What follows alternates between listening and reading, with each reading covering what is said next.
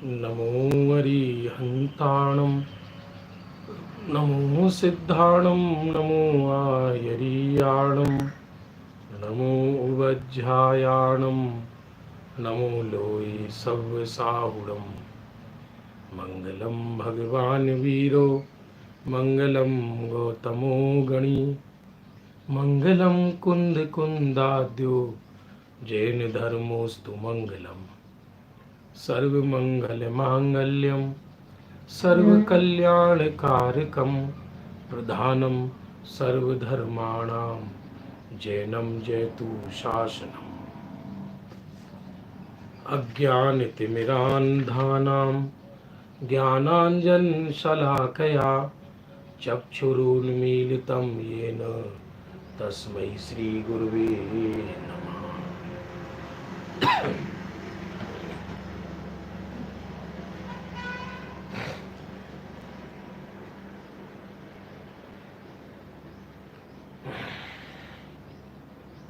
बंधुओं, संध्याकालीन स्वाध्याय का समय हो चुका है और इसमें चर्चा संग्रह ग्रंथ चल रहा है। 2 लाइन चर्चा संग्रह ग्रंथ की मंगलाचरण की। धर्म धुरंधर आदि जिन आदि धर्म करतार, नमो देव अगहरण ते सब विधि मंगल सार। मंगल कर जे अगहरण हैं जिनके सब नाम, निस्वासर सुमरू सदा सरे सवे निज काम।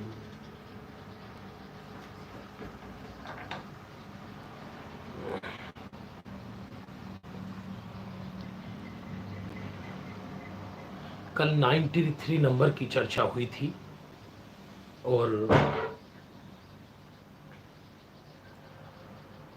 आज 94 नंबर से 111 नंबर तक की चर्चा लेंगे, क्योंकि इसमें माता देवी की चर्चा आई हुई है चर्चा संग्रह ग्रंथ में, लेकिन है बहुत अद्भुत, समझने और सुनने जैसी। क्योंकि माता के गर्भ में जब 3 लोक के नाथ पलते हैं, तीर्थंकर माता, और उस समय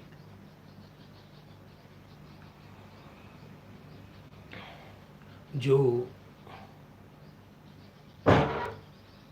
देवियां माता से प्रश्न करती हैं, माता उनका जो जवाब देती है तीर्थंकर की अतिशय से, वो बहुत अद्भुत है चर्चा।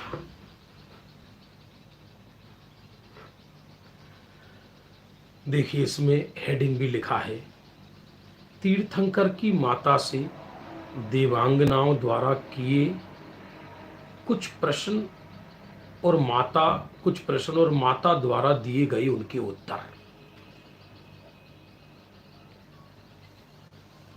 जगत में सुभट कौन है? हे माता, जगत में सुभट कौन है?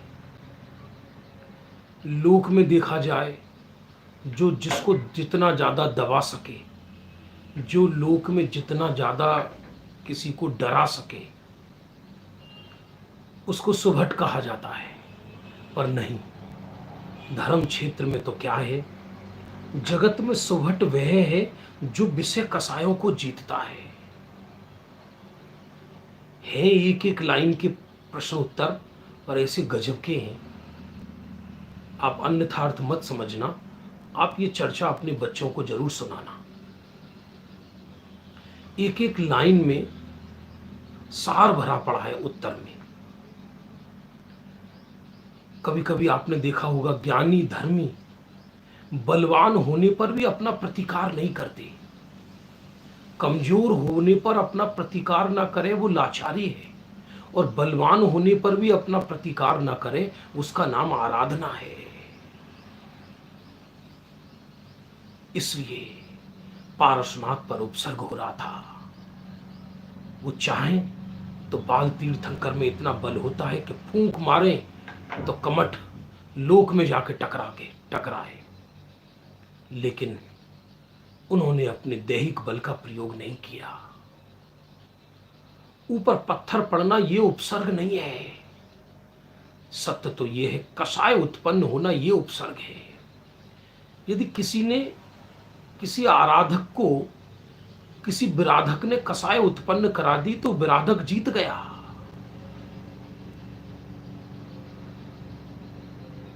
इसलिए जो विषय कषायों को जीते वो सुभट है, बाकी सब बातें हैं।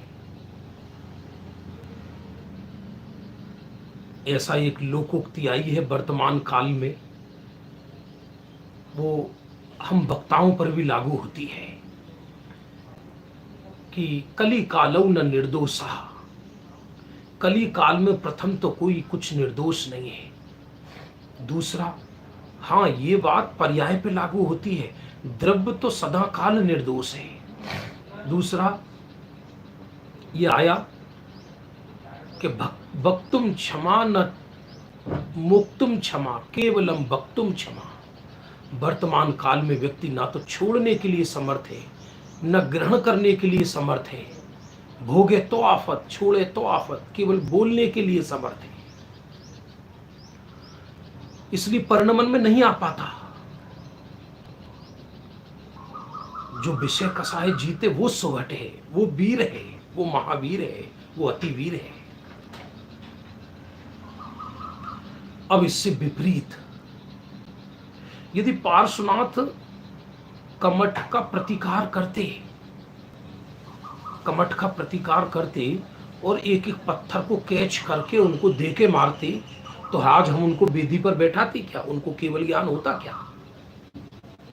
इसलिए जिन शासन निराला है। कई लोग कहते ना हमको इतना कायर भी नहीं समझो, हमको इतना दीन भी नहीं समझो। अरे दीन वो है जो पंचेंद्री विषय कषायों में लुट गया। कायर वो है कि जिसने अपने स्वभाव को छोड़ दिया। तो 95 नंबर की चर्चा में है, कायर और दीन कौन है ये माता?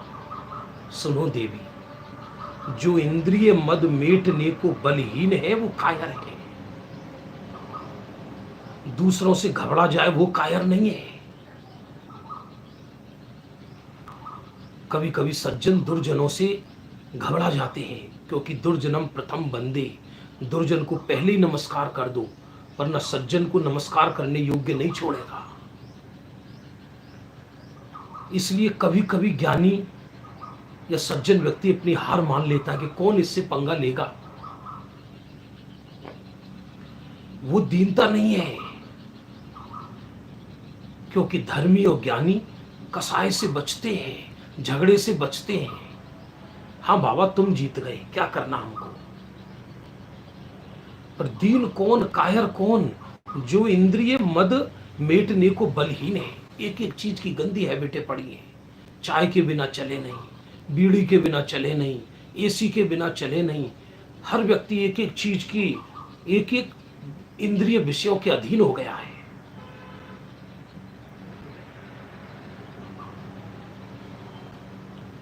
जगत में लोग धर्मात्मा कहते हैं, बस चाहे धर्मी हो या कर्मी, मूर्ख हो या चतुर, हर व्यक्ति अपना बाह्य स्टैंडर्ड बढ़ाना चाहता है। सरस्वती पुत्रों को भी ऐसा लगता है जगत ये ना समझ ले कि हम निर्धन हैं, हमारा भी कोई स्टैंडर्ड है, देखो जरा हमारे घरों में आकर। इसलिए सब सद्धान 27 शेर एक ही हो रहा है, कुएं में भांग पड़ी है। सच पूछा जाए, विद्वानों सर विषय कसाई के साधनों से शोभा नहीं देते उनके घर, बल्कि सच तो यह है कि उनके घरों में आए तो ऐसा लगे कि तपस्या का मंदिर है। मैं किसी व्यक्ति के बारे में बात नहीं कर रहा, मैं तो खुद को लेकर बोल रहा हूं। इसलिए जो इंद्रिय मद को नहीं मेट सकता वो कायर है। पांचों इंद्रियों के विषयों का एक एक विषय चाहिए सुबह से शाम तक। जवान का चटोरा हो रहा है जी। कर्ण इंद्री चाहिए, नेत्र इंद्री चाहिए, शोभा नहीं देता। बातें धर्म की करे बहुत जबरदस्त, और पांचों इंद्रियों के विषयों पर झपट्टे मारे, उनके बिना बेचैन हो, कायर है।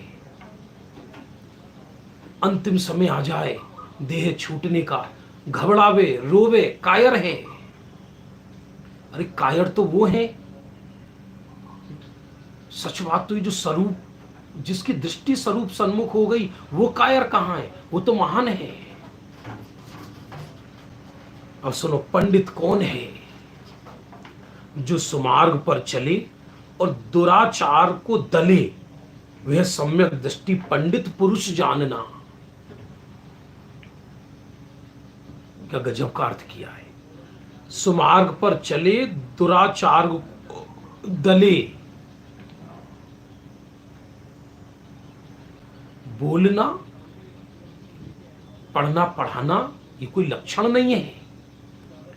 हर विद्वान हर पंडित पढ़े पढ़ाए ये कोई जरूरी नहीं है। ज्ञानी को पंडित कहा मुख्य रूप से अपने यहां, इसलिए तीर्थंकर के देह छोड़ने को पंडित पंडित मरण कहा। हाँ, सहज कोई धर्म का लोभी हो तो उसको भी पढ़ा दे, लेकिन पहला लक्षण सुमार्ग पर चले और दुराचार को दले, वह सम्यक दृष्टि पंडित पुरुष जानना। स्वयं सुमार्ग पर चले और दुराचार मार्ग को दले, उसका नाम पंडित। अति मूर्ख कौन है?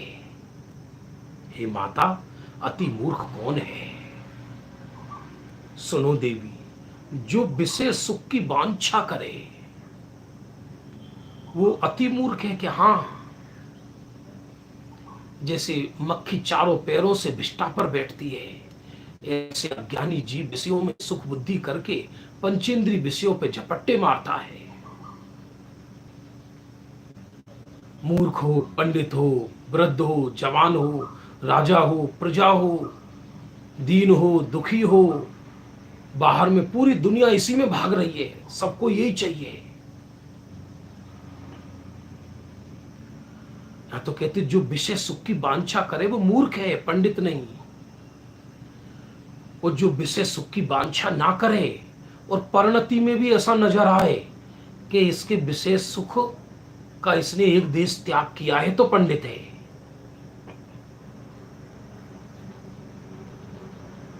क्योंकि मूर्खपना है ना, उस है तो वो दुख का कारण। काले नाग हैं विषय सुख और उनको भोगे तो विद्वान कैसे कहा जा सकता है? 98 संसार में धिक कौन है? माने संसार में धिक्कार किसको है? बहुत अच्छी चर्चा है ये, एक एक लाइन की इसी पुस्तक में है। संसार में धिक कौन है? जो प्रतिज्ञा लेकर भंग करे वो धिक है। कभी कभी हम द्रव्य नियोग का छल ग्रहण करके प्रतिज्ञा तोड़ने में माहिर हो जाते हैं। इसको खुला नहीं मिला, बहुत गर्मी है।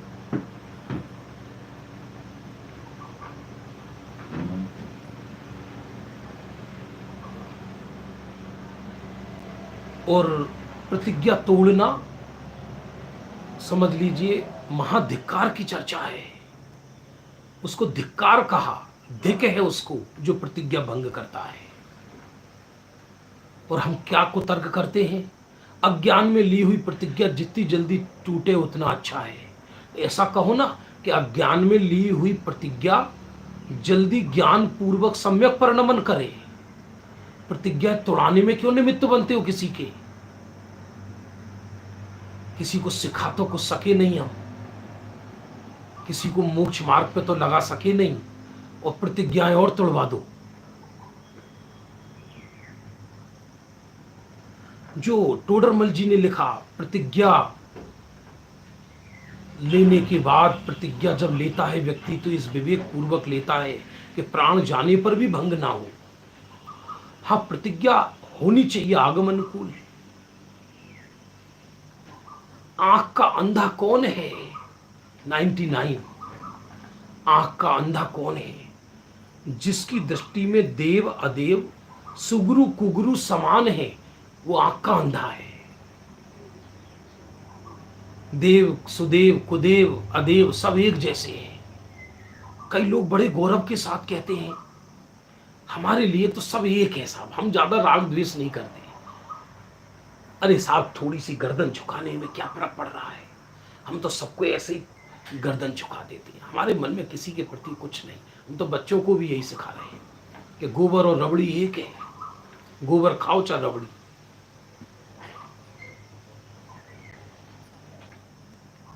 वैश्या और सती एक हो जाएगी क्या?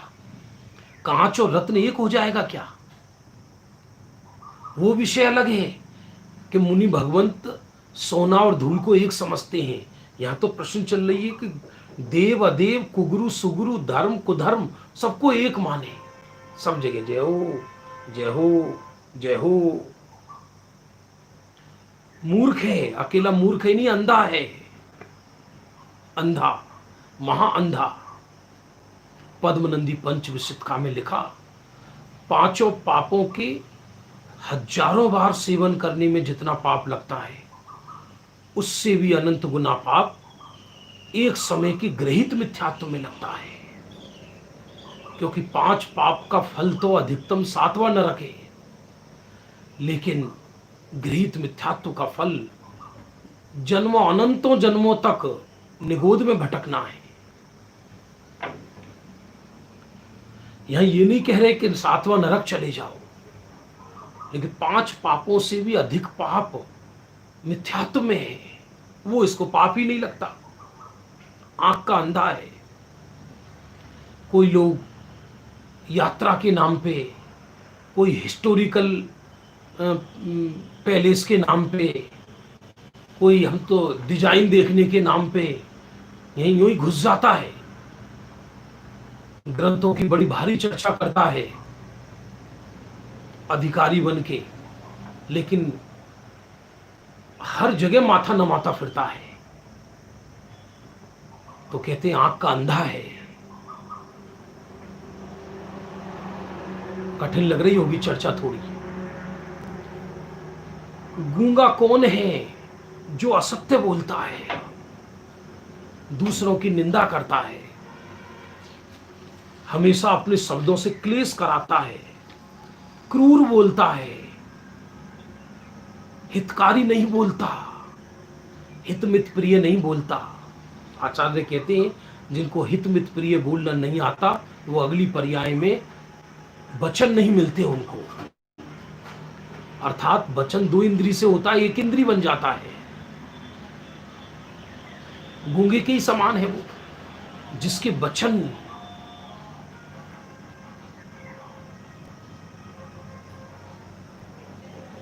बहुत, जिसके वचन से सामने वाला सुगंधित ना हो, सामने वाले का हित ना हो, उसको वचन मिलना, प्रकृति ने गलती से उसको वचन दे दिए, इसलिए वो गूंगा है। असत्य का अर्थ अकेला झूठा ही नहीं होता। कलहकारी वचन बोले, कसाय युक्त वचन बोले, दूसरे को पीड़ा युक्त वचन बोले, हिंसा का वचन बोले।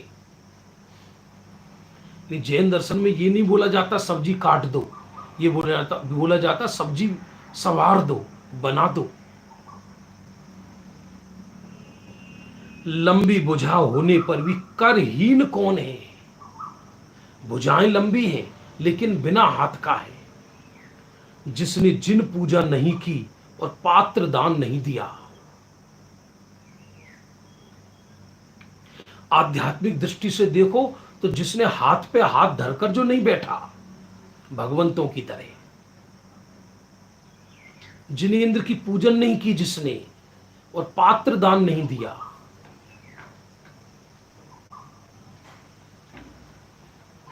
तो जो पूर्व जन्म की जितनी संपदा है वो इसी जन्म में इसके देह छूटने से पहले ही खत्म हो जाएगी। ऐसा लिखा है, अन्याय से पुण्य उदय से प्राप्त संपदा हो और वर्तमान में महापाप का परिणाम हो सिर्फ भोगने का ही, तो 12 वर्ष तक बढ़ती है संपदा, उसके बाद नष्ट होना शुरू हो जाती है। चक्रवर्तियों की संपदा नहीं रुकी, हमारी तुम्हारी संपदा कैसे रुकेगी? किसी को पात्र दान नहीं दिया, देने का परिणाम नहीं आया एक पैसे का। और जब देने का परिणाम आए, ये तो परद्रव्य है, मैं देने वाला कौन होता हूं? आत्मा ना तो ग्रहण कर सकता ना छोड़ सकता। जो सूत्र स्वरूप में जाने के लिए थे वो सूत्र इधर लगाता है। चतुर है ना।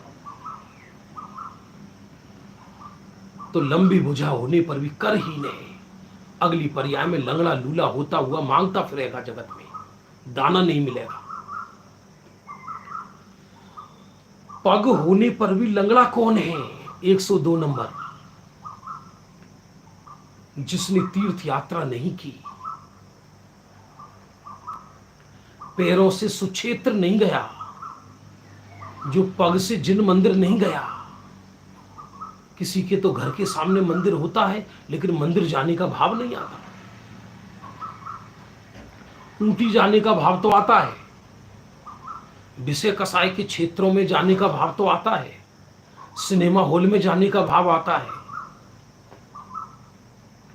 इसलिए पग होने पर भी लंगड़ा है जिसने तीर्थ यात्रा नहीं की। श्रीमद राजचंद्र जी ने मुमुक्षुओं के लक्षण में तीर्थ यात्रा का उमंगी ये भी लिखा है, लेकिन तीर्थ यात्रा ईमानदारी से, पिकनिक नहीं। कई लोग तो तीर्थ यात्रा के बहाने पिकनिक करने जाते हैं। 7 दिन की छुट्टी है, चलो तीर्थ पर, अपना पिकनिक भी हो जाएगा, बच्चों का मन भी बदल जाएगा, अपना भी मूड बदल जाएगा। तो वहां तीर्थों पर जो केवल ज्ञान और निर्वाण के क्षेत्र हैं वहां पाप बंद करता है जाकर।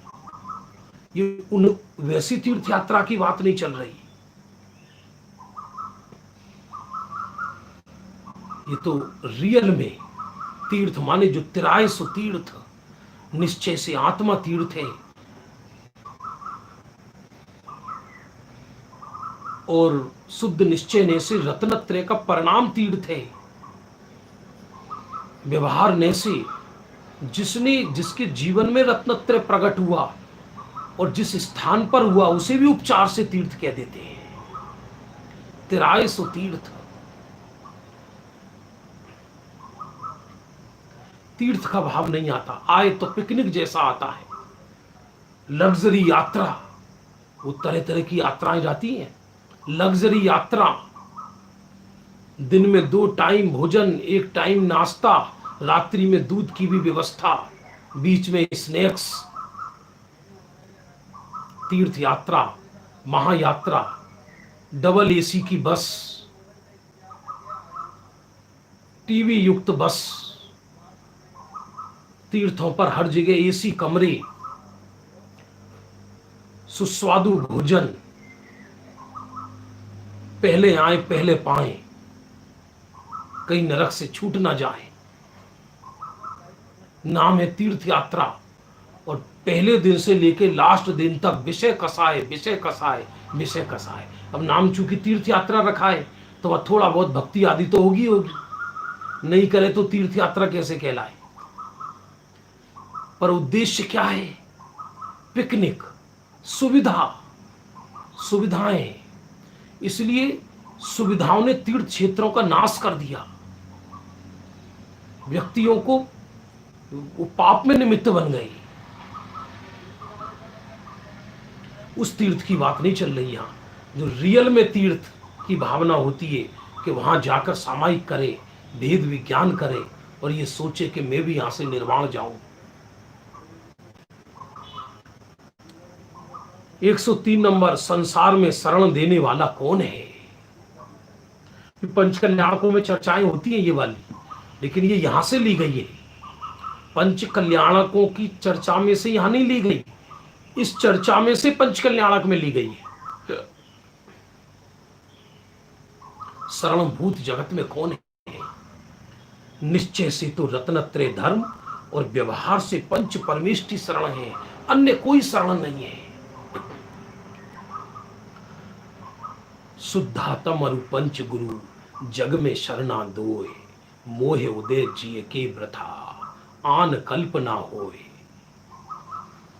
शुद्धातम और पंच गुरु जग में 2 ही शरण हैं, व्यवहार से पंचगुरु, निश्चय से शुद्धात्मा। अब अन्य किसी की भी कल्पना होती है तो तीव्र मोही है।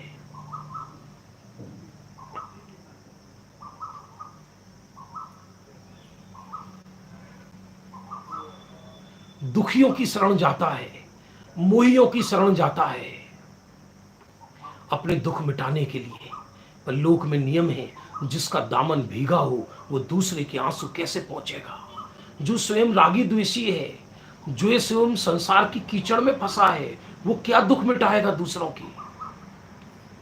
सड़कों पे देखा होगा आपने, जयपुर के जौहरी बाजार, मुंबई में रत्न लेकर बैठे रहते हैं आर्टिफिशियल, और वहां बिल्कुल मैली कुचैली बिछाकर उसमें लगाकर ग्रहों के अनुसार रत्न लीजिए, अपना दुख भगाइए। उसमें ये मूंगा, ये पन्ना, ये फलानी गिरे, ये ढिकानी गिरे, इससे इससे करोड़पति होते हैं, इससे अरबपति होते हैं। तो तू ही हो जाना अरबपति, फुटपाथ पे क्यों बैठा है। व्यक्ति ज्योतिषों को हाथ दिखाता फिरता है, ढोंगियों को, और उस जो हाथ देखता है उसे तो धन चाहिए, उसे क्या लेना देना। इसलिए वो ऐसी ऐसी बातें बोलेगा जिससे ये उसके बस में आ जाए। ओ, आपकी एक रेखा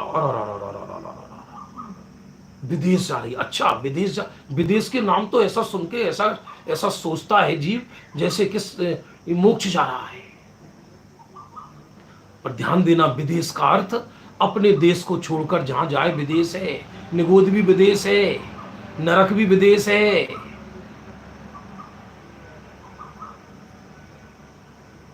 इसमें क्या दम है। और निश्चय से देखा जाए, अपने क्षेत्र को छोड़कर बाहर निकले वो सब विदेश है। फिर कहता है ओहो हो, एक रेखा आपकी अच्छी जा रही है धन दौलत की, पर इसमें थोड़ी बाधा है। तो सामने वाला घबरा जाता है कि प्रभु बाधा कैसे दूर होगी। कि अब ये उपाय समझो। उस उपाय में वो अपना गुंताड़ा फिट कर देता है जिससे कि इसको कुछ मिल जाए। स्वयं दुखी है। एक सूत्र सुन लेना आज, जितने लोग सुन रहे हैं। कई लोग सुखी होने के लिए दूसरों को हाथ दिखाते हैं ना, तो एक सूत्र लिखा है, वो भी चाणक्य का है शायद। पर हस्तगतम हस्तम हत भाग्यम। दूसरे के हाथ में गया हुआ हाथ वो नियम से दुर्भाग्यशाली है। अर्थात जो अपना हाथ बुद्धिपूर्वक दूसरों को दिखाएं, सब मेरा हाथ देखिए, इसमें क्या है, ये पथरा है इसमें। जिसने भी दिखाया, अरे सब महापुरुष दिखाते नहीं हो तो जबरदस्ती कोई ज्योतिषी देख ले तो देख ले। इसलिए कहते कोई शरण नहीं है, मंत्र तंत्र ज्योतिष डॉक्टर कोई शरण नहीं है। मैं अरबपति घर से हूं, हो सकता है मरते समय पानी की बूंद ना मिले, जैसे श्री नारायण श्री कृष्ण को नहीं मिली थी। इस भ्रम में क्या है कि मैं डॉक्टरों के कुलों का हूं, हो सकता है तड़प तड़प कर देह छूटे। मैंने अपनी सुरक्षा के बहुत इंतजाम कर रखे हैं, हो सकता है लाशों को कौवे नोचने वाले भी ना मिले, बहुत मुश्किल है। इसलिए एक जहां शरण जाना चाहिए वहां ही जाओ, अन्यत्र जाता है तो बुद्धि की सबसे बड़ी भ्रष्टता है। 104 नंबर की चर्चा, ग्रहणीय क्या है और त्याज्य क्या है, अर्थात उपादेय क्या है और छोड़ने योग्य क्या है। रत्नत्रय धर्म ग्रहण करने योग्य है, मोह कर्म त्यागने योग्य है। जीव कितना सुखी, जितना मोह छूट गया उतना सुखी।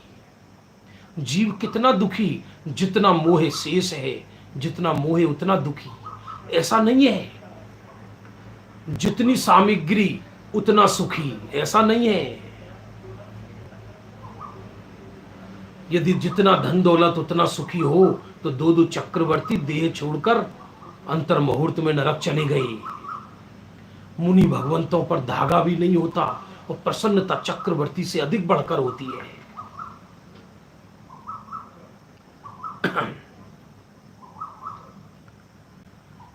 अच्छे बोल हैं ये, चर्चा है ये।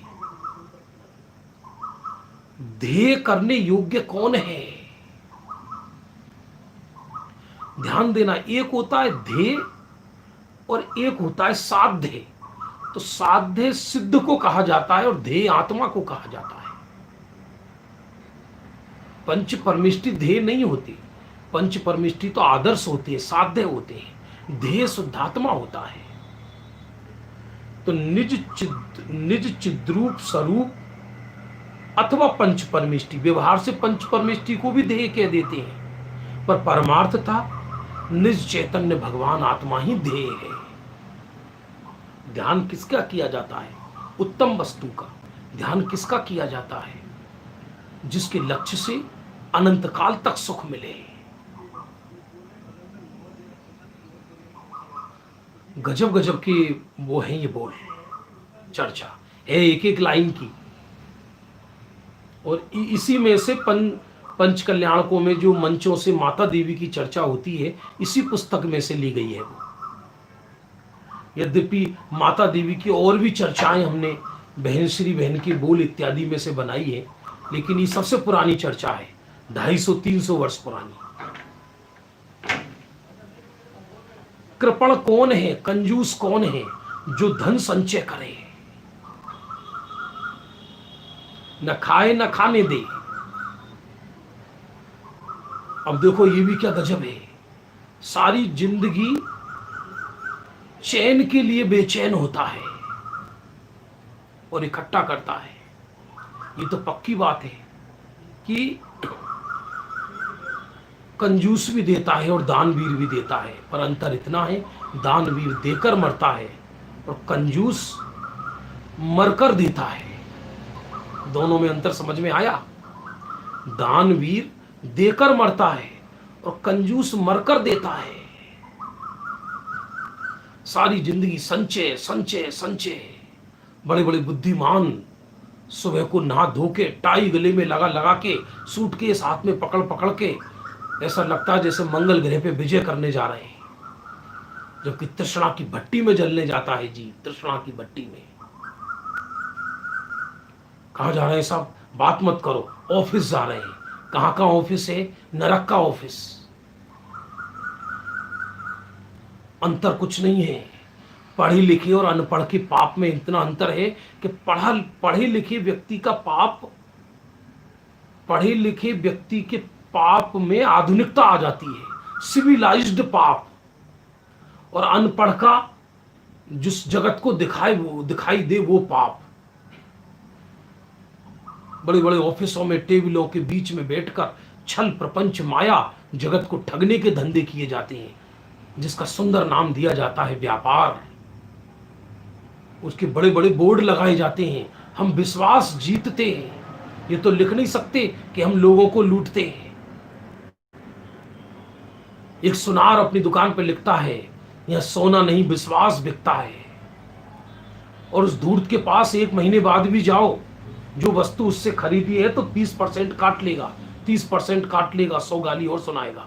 विश्वास बिकता है इसके यहां।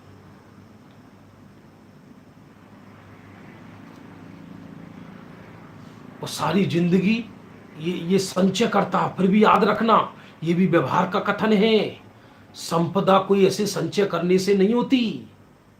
आप जानते हो निर्दोष पुण्य किसको कहते हैं? जिस पुण्य में हमें अपना उपयोग नहीं जलाना पड़े, जिस पुण्य के फल में हमें अपना उपयोग नहीं जलाना पड़े। चक्रवर्ती जो होता है वो कहीं से चक्र रत्न लूट कर नहीं लाता, स्वयं उनके शस्त्रागार में पैदा होता है, कमाता नहीं है वो।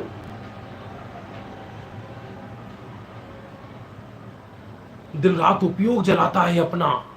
सुबह 8 बजे घर से निकलता है, रात को 10 बजे घर में घुसता है, बूढ़े बहल की भांति। परिवार वाले बड़े खुश होते हैं, घर का गौरव आ रहा है, पाप को ढोकर।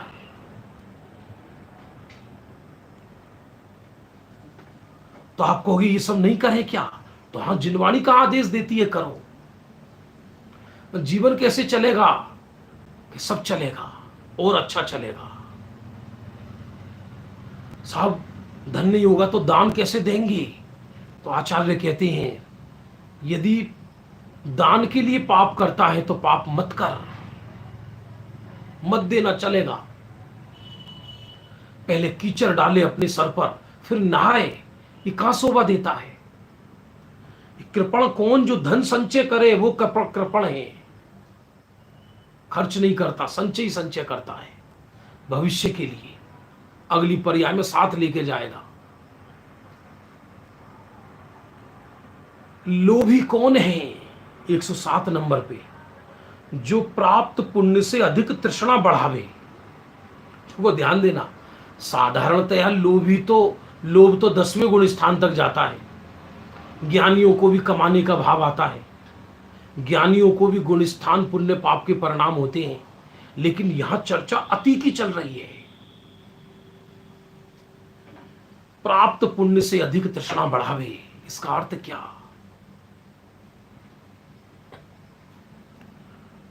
कि पुण्य है मोटरसाइकिल का, और प्लेन वालों को देख देख कर, कार वालों को देख देख कर दिन रात अंदर से धुंझता है।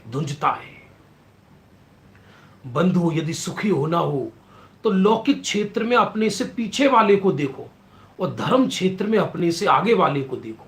ईर्ष्या करनी है तो सिद्धों से करो, पर हम उल्टा करते हैं। अभी अभी अपने मन में विचारो आप जरा, धर्म क्षेत्र में हम अपने से पीछे वाले को देखते हैं। मतलब जितने लोग हैं, अरे हम तो बहुत कर रहे हैं, वो ऐसा, वो पापी, वो फलाना, वो डिकाना। और कर्म क्षेत्र में अपने से आगे वाले को देखते हैं, हमें भी मुकेश अंबानी होना है, कर लो, दुनिया मुट्ठी में।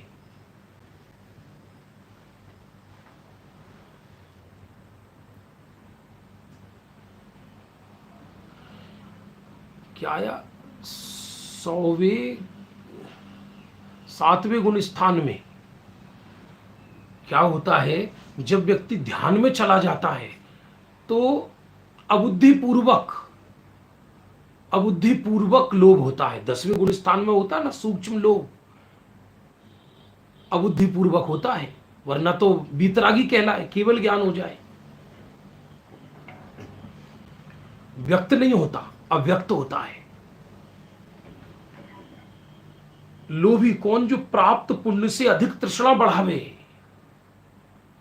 अरे धर्मी को देखो, मुनिराजों को आदर्श बनाओ, जिनके पास कुछ नहीं है, धागा भी नहीं है, पूरी पूरी जिंदगी इसी प्रतिस्पर्धा में निकल जाती है। मैं उनकी बात नहीं कर रहा जो धर्म क्षेत्र से बाहर हैं, जो धर्म क्षेत्र के अंतर्गत हैं, उनके भी यही हाल है। वो तो गले में केवल एक पट्टा पड़ गया है नाम का, बस सारी जिंदगी अपने बाह्य स्टैंडर्ड बढ़ाने में रहते हैं। अब ये फ्लैट बदल के दूसरा लिया, अब इसका रंग रोगन पुताई, अब ये आजकल ये फैशन पुराना हो गया है, अब दूसरा, अब थोड़ा शांति से आत्मकल्याण करेंगे तो तीर्थों पर रहने के लिए फ्लैट इत्यादि खरीदते हैं, बनाते हैं आत्मकल्याण के लिए। और उसमें भी ये कोशिश रहती है कि हर फैशन का सामान हो, जो अंदर उसमें घुसे तो सामने वाले को लगे स्टैंडर्ड का साधर्मी है, पुण्यवान साधर्मी है।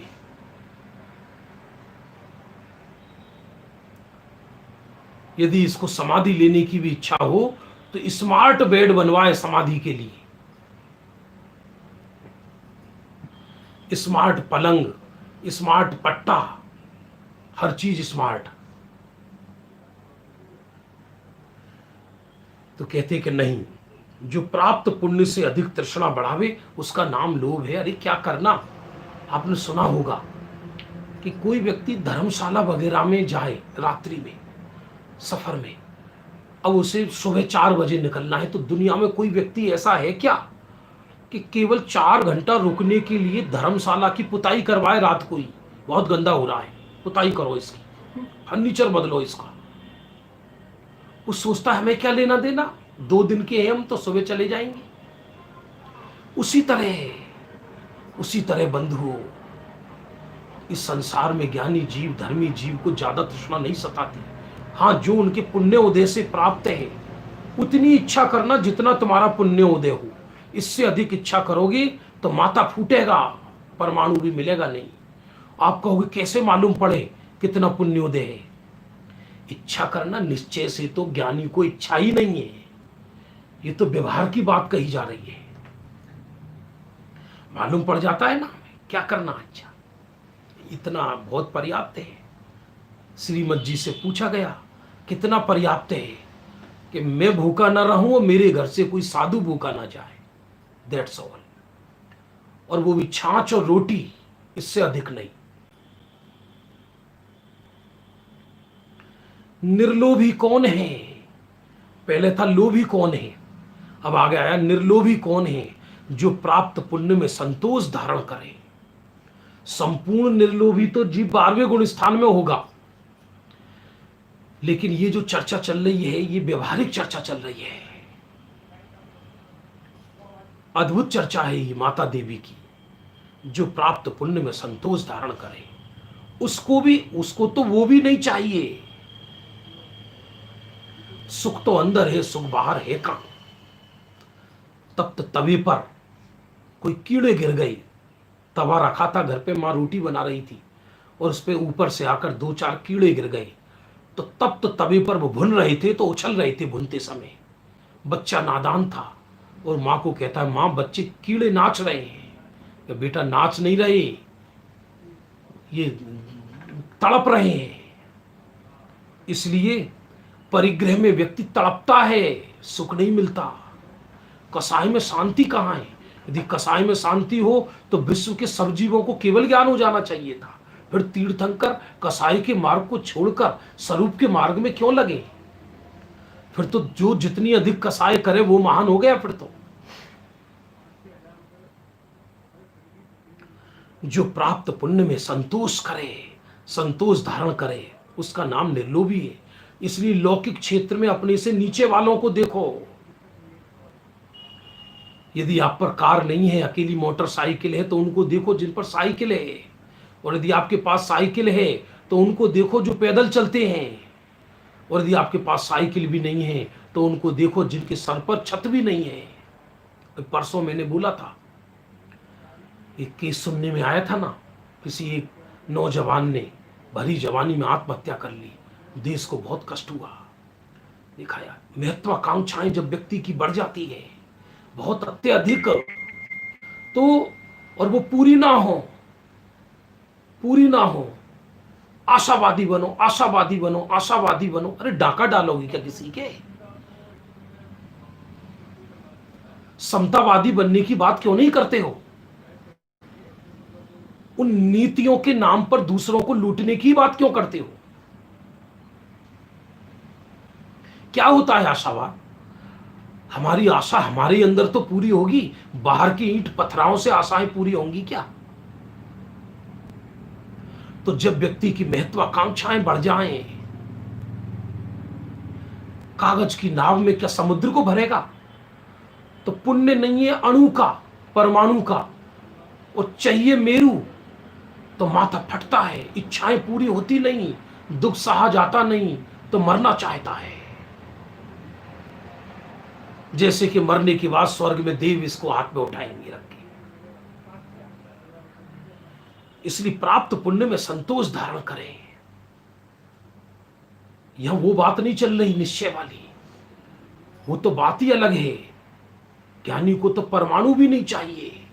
ऐसा लिखा ग्रंथों में तो, जिसको परमाणु मात्र में भी ममता है, परमाणु मात्र में भी एकत्व है जिसको, वह सकल आगम धर होने पर भी, ऐसा लिखा, कर्म का एक कर्म रज को क्षय नहीं कर सकता। ये एक लोकोक्ति है, सकल आगम धर हो ही नहीं सकता वो वैसे। लेकिन बता रहे हैं बाहर में खूब आगम का पन्ना पन्ना, अक्षर अक्षर माथे में लिखा हो, लेकिन अत्यधिक तृष्णा हो जगत के पदार्थों की। आगे 109 नंबर, हे क्या है संसार व संसार का कारण। गजब। हे क्या है संसार और संसार का कारण। संसार क्या है? राग द्वेष के परिणाम। संसार का कारण क्या है? मिथ्या दर्शन, ज्ञान, चारित्र, मोह है। ये हे है। हम हे किसको समझते हैं? उपाधि किसको समझते? धन दौलत को। हे किसको समझते? गरीबी को। उपाधि किसको समझते? स्वास्थ्य को।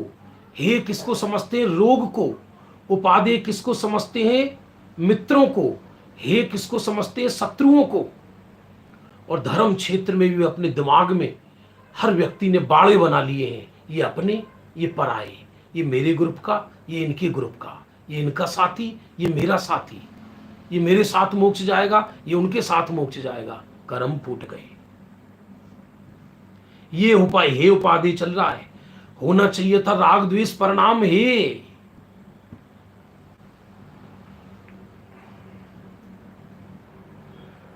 हे क्या है? संसार व संसार का कारण हे है। और उपादेय क्या है? उसके तुरंत मोक्ष व मोक्ष का कारण उपादेय है। सप्त तत्व में हे गे उपादेय की चर्चा है ना, वो विषय अलग है। फिर नियम सार में कि नौ के नौ तत्व परद्रव्य हैं, हे हैं, वो विषय अलग है।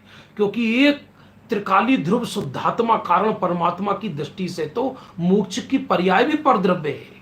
जो मोक्ष से उदास है और स्वरूप के पास है, उसे ही मोक्ष प्राप्त होता है।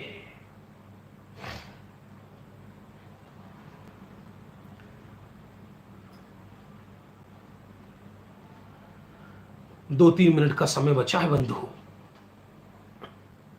मात्र मोक्ष व मोक्ष का कारण वो क्या है? उपाधि। फिर 111 नंबर प्रश्न में बताते हैं। 111 नंबर में, धन रहित भी परम भाग्यवान कौन है? गजब। धन रहित भी परम भाग्यवान कौन है? आज तक कभी जैन पुराणों में नहीं सुना होगा कि किसी धनवान के चरणों में अर्घ चढ़ाया गया। सुना है कभी? देखो, धन रहित भी परम भाग्यवान कौन है? मुनिराज उत्तर दिया, संतोषी पुरुष।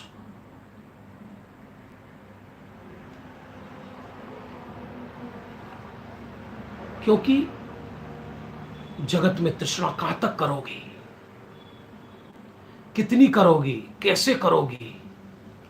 उसकी कोई सीमा नहीं है।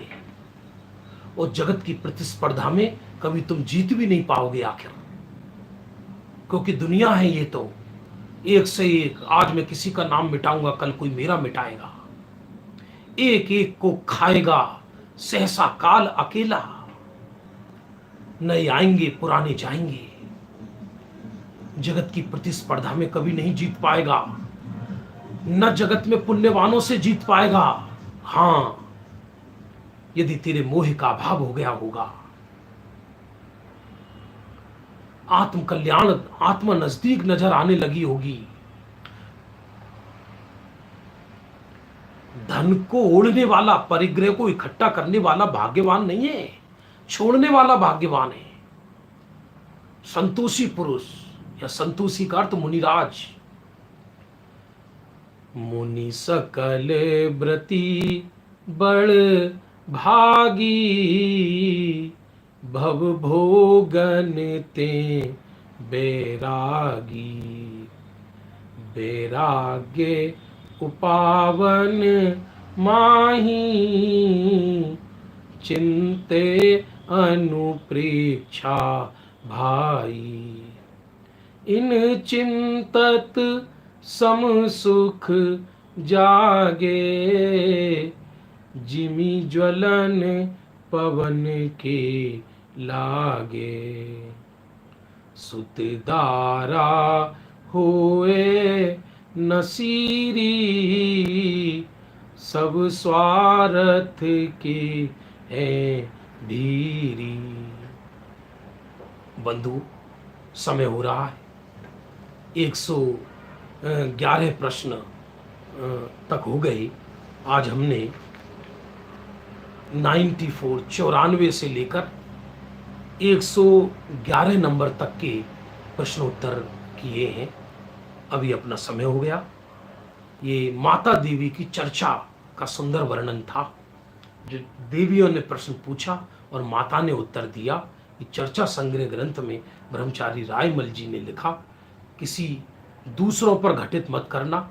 यदि वो दोष अपने में हो तो उस दोष को निकाल कर अपने जीवन को मोक्ष मार्ग में लगाना। इसी भावना के साथ अभी की बात समाप्त होती है। प्रातःकाल द्रव्य दृष्टि प्रकाश ग्रंथ में 8:15 बजे पुनः मिलेंगे। जा वाणी के ज्ञान ते सूझे लो कालो, सो वाणी मस्तक नमो सदा देत तिहु धो।